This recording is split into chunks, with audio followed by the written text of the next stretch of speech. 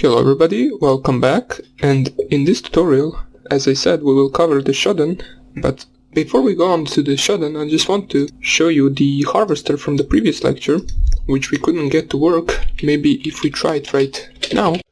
Let me just locate it once again. So we will go user, share, Marrow tools, and then the harvester. Now I won't cover right now how to use harvester, since we did that in the previous tutorial, but I will just try to run it once again so we can see if it will work now. Now let me just type here the harvester, and as a domain we will use the same website we tried on in the previous video, which is this one. For the -l command we will list 500 results. Oops. And for the -b command we want to search over the Google engine. So if we just enter right here, we will just wait a few seconds until it searches Google, and we will see if right now we get some of the results that we couldn't get in the previous video. And as we can see, it will finish soon. It processed 400 results, and here we go. As you can see, the same website that in the previous lecture didn't work right now gave us some of the information. For example, we found a bunch of email addresses that belong to that domain, as you can see right here. We also found some of the hosts with their IP addresses that also belong to that domain. You can see portal, all-inclusive, and we found some of the email addresses that, if this was a company that we were testing, we could use in order to process with our attacks. For example, we could send malware to all of these email addresses and hope that some of them will open it. But I just wanted to show you that it works sometimes, so let us just proceed on to the Shodan, which is a website. So just open up your Firefox.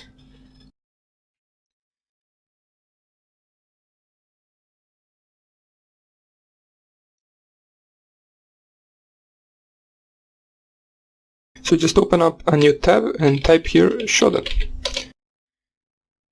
We will click on the first link and it will lead us to the website where we can discover some of the vulnerable devices on the internet. As we can see, this website right here, explore the Internet of Things, monitor network security, and a bunch of other things. So we are on this website right now, and basically let us just search for some of the vulnerable devices. So in the search bar I will just type here password.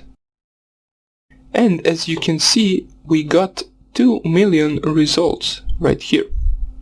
We got some of the IP addresses. Let me just type here default password, so maybe it will show us the results of the IP addresses that have their routers configured with the default password.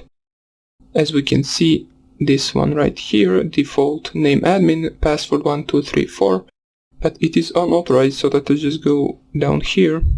This IP address right here, enable telnet SSH, username is admin and password is password.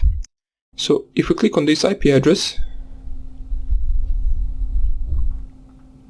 and it will open some of its information, let us just copy the IP address. We'll copy right here and paste it in Google. Now there is a good chance that this won't work. Let me just, before I type here the username and password, let me just check here. What was it? I believe admin and password was username. Yeah, let's try with admin and password. Let me just refresh this and type here admin, and as a password, password. Now let me type it once again. Password. Yeah, sometimes it just won't work, since these could be updated, so they are not really vulnerable anymore. So someone could have changed the username and password, and right now we can't log in anymore to it. So let me just find another one. As we can see, this one, username Cisco with the password Cisco. The default username, let us just click on this one for now. The default username and password have a privilege level of 15. Please change the publicly known initial credential using here the Cisco iOS command. So basically, if this one didn't change, we should be able to log in with the default username and password. So let me just paste it right here.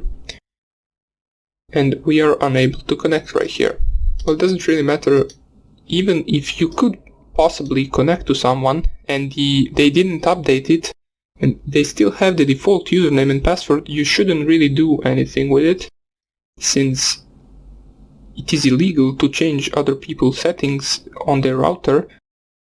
That's why people get notified here about their vulnerabilities, and they can just type here. Let me just show you how you can check yourself out. So just type here, what is my IP address?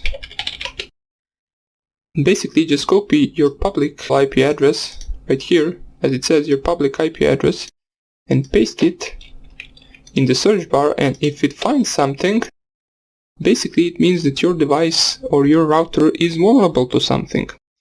In my case it didn't find anything, since it is not really vulnerable, but in your case it might find something. Before we finish this tutorial, I just want to show you, for example, if you found out that your own IP address is stored on Shodan, that means that it has some kind of vulnerability. So in order for you to change that, for example, if it has a default password and username vulnerability, you will need to update your username and password in the router. So in order to find out what your router IP address is, you can just type here netstat -r, and the IP address that is located below the gateway is the router's IP address. So you can just copy it and go onto the Firefox. Let's open a new tab. And right here you paste the IP address and it will ask you for your username and password. So you just type here your username and password, whatever it is. If you do not know, basically just search the name of your router on the internet and it will show you the default username and password that you get in the configuration of the router. So if you didn't change it, the username and the password will be the same.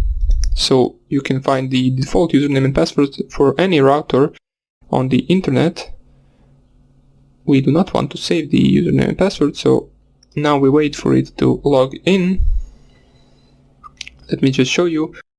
For example, you can just type here on Google default router passwords, and you can just go to any website basically and just search your model of your router and find out what their default IP address is and also what their default password is. Now most likely it will be something like admin or admin password, but it could also be something else. Now this is the site I didn't visit before, so let me just check out, is there anything available here? So here you can basically just paste the name of your router and it will, let me just try with this one. So for example, let's say this was your router and you find out what the name of your router is, you just paste it right here and it will find the router you're searching for. It will also give you its IP address by default and the default username and password for that router. So once you find that out, you can just paste the IP address right here and it will log in. Now for me it is for some reason loading for too long. Let me just type here once again and here we are logged in. Now it didn't ask me for a username and password because I typed it 2 minutes ago. So now we are in my router.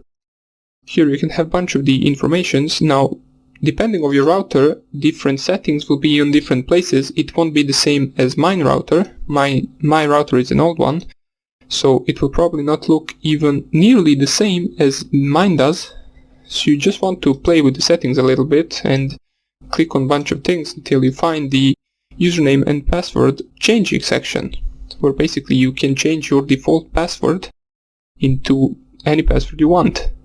So once you do that, nobody will be able to log into your router anymore with the default username and password. It is really important for you to do that, because if someone logs in, it can change any of the settings for the router. It can change the, for example, port forwarding, it can change your wireless password, basically it can change anything. So it is a pretty vulnerable device and you want to change that. Now, that would be about it for this Shodan website, and with that we finish the most part of the footprinting. We just leave the two tools in for the next lecture, which will be the dig and the DNS-enum tools, which I will cover briefly, and after that we can continue on to the scanning section. So I hope I see you in the next lecture, and take care.